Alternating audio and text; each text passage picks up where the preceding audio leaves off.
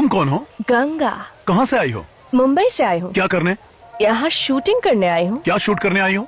यहाँ पुरानी तकनीक से ऑयल कैसे निकाला जाता है उसके बारे में रिपोर्टिंग करने इस गांव में आई हूँ। ओहो, बच्चन, देखो ना इसे कैसे टीन के डब्बे की तरह उठा रखा है। इसको कितनी तकलीफ हो रही होगी। अरे नहीं, बिल्कुल नहीं, मुझे इतनी सॉफ्टली उठाया है, मुझे बड़ा मजा आ रहा है। हाँ, न्यूज पढ़ते वक्त भी तुझे ऐसे ही उठा के रखे क्या? तेरा तो कुछ नहीं जा रहा है, लेकिन इसकी बाजू में दर्द हो रहा है ना। नहीं हो रहा है। ज्यादा भारी नहीं, सिर्फ 52 किलो की हो तुम। बिल्कुल सही। कैसे मान लो कि तुम रिपोर्टर हो? तो मेरा आईडी कार्ड देख लो। अच्छा तो दिखाओ।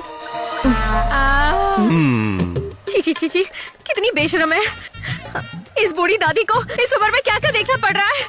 बुरा लग रहा है ना आपको? No pain no tear. मेरे पोते को तो बड़े ड्रम उठाने की आदत है, पर ये तो फूल जैसी है। क्रिश, ये बम्बई की गुड़िया को नीचे उतारो।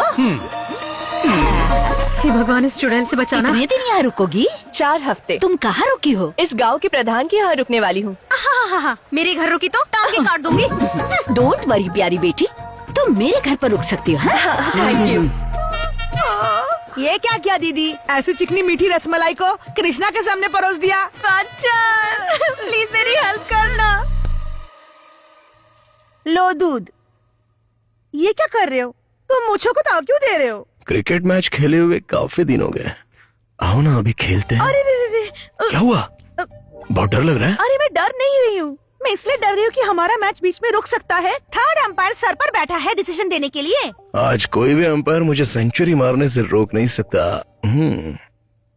लीजिए, दूध पी लीजिए। क्रिकेट खेले आज? हैं? जी, उम्र हो गई पर भूत नहीं उतरा क्रिकेट का अभी तक। अरे शेर कितना भी बूढ़ा हो जाए शिकार नहीं भूलता। क्या बोल रहे हैं आप? अरे कोई सुन लेगा, चुप हो जाइए। हाँ, अरे देखो, हे भगवान, नहीं नहीं नहीं, ये पागल हो गए क्या? क्या हुआ? सासू माँ, इसे अपने कमरे में आज सुला लीजिए ना। पर क्यों? हमारे कमरे में आज बहुत मच्छर है। अरे सासू माँ, क्या है बहू? आज इसको अपने कमरे में सुला लीजिए। क्यों सुला लूं? अब हमारे कमरे में बहुत मच्छर है। हाँ हाँ, मच्छर है। हाँ बच्चन, क्या हो रहा है वहाँ पे? मैं बता नहीं सकता। कृष्णा लीला, तुम खुद ही देख लो। ये क्या है? इसे बाटी कहते हैं। मैं इसे खा सकती हूँ?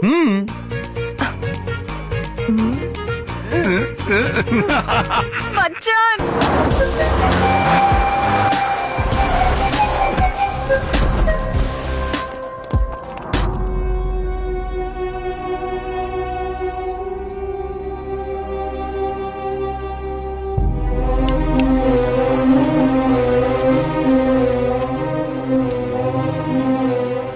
भाइयों, भारत के सबसे बड़े व्यापारी गोल्डन ईगल कंपनी के मालिक श्रीमान देवी शेट्टी आज हमारे बीच में हैं।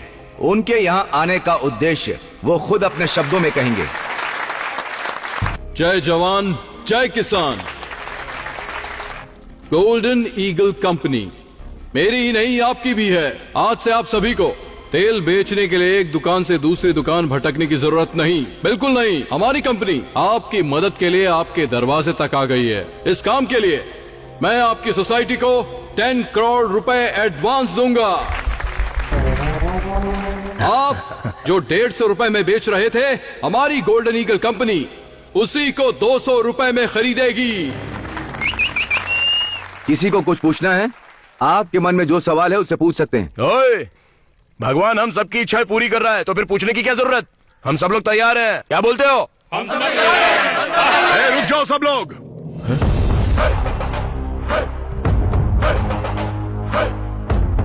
ओ, नंदी ब्रांड।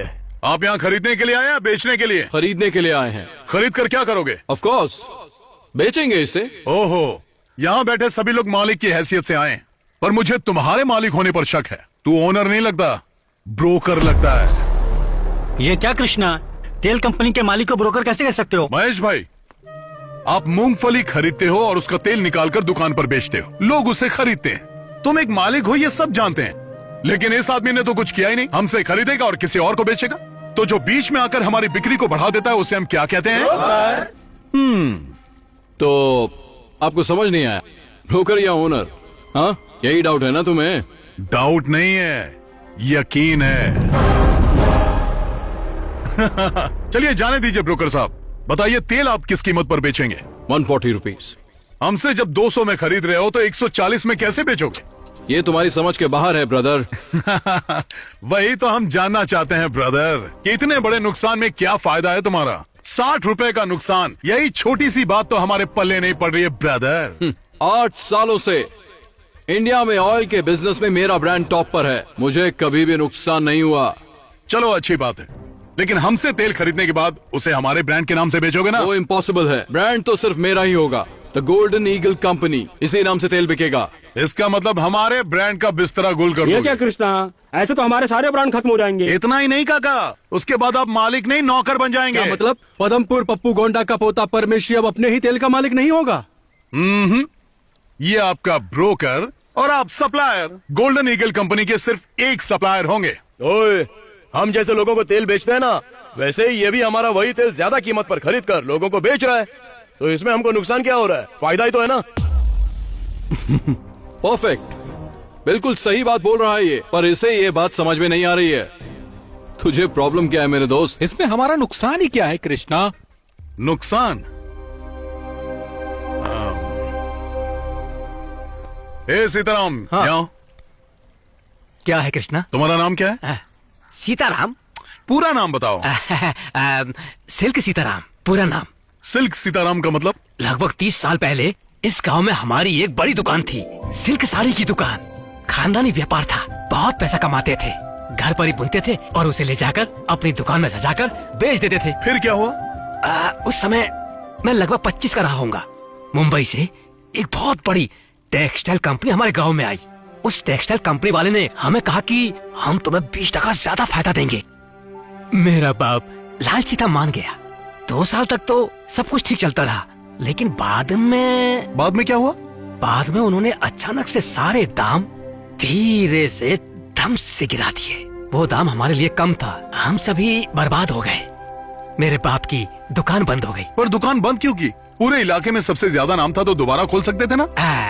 हमारे पास जितने भी ग्राहक आते थे हम बॉम्बे कंपनी भेज देते थे, और वो लोग वापस हमारी दुकान पर क्यों आएंगे? हम लोग भारी कर्ज में दब गए। फिर उसके बाद मेरे पिता ने कर्जे की वजह से प्रॉपर्टी बेच दी, और एक दिन उन्होंने खुद को फांसी लगा ली।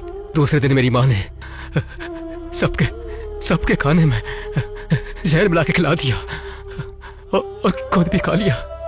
मेरे घर में 25 लोग थे, सभी मर गए, सिर्फ एक मैं बच गया ये दिन देखने के लिए। आज भी जिंदा रुमाल बेचने के लिए।